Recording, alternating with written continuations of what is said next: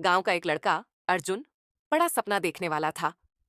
वह एक महान मूर्तिकार बनना चाहता था, लेकिन उसकी आर्थिक स्थिति कमजोर थी।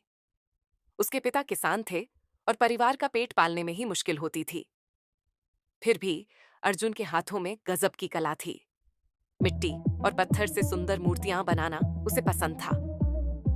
एक दिन उसने सोचा कि वह शहर जाकर एक मूर्तिकार के यहाँ काम सीखेगा। गांव वालों ने कहा, बेटा, ये बहुत मुश्किल काम है।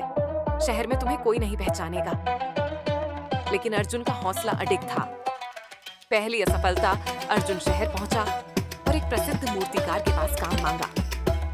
लेकिन गुरुजी ने उसकी कच्ची कारीगरी देखकर मना कर दिया।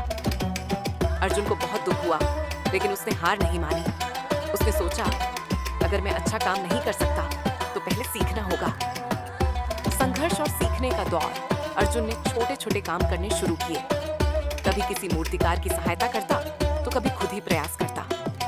कई बार उसकी मूर्तियां टूट जाती, आकार बिगड़ जाता, लेकिन हर गलती से वह कुछ सीखता गया। एक दिन उसने एक सुंदर मूर्ति बनाई और उसे गुरुजी को दिखाने गया। गुरुजी ने ध्यान से देखा और कहा, इसमें जान नहीं है, तुम्हें भावनाएं डालनी होंगी। ये अर्जुन की दूसरी असफलता थी, लेकिन उसने इसे सीखने का अवसर समझा।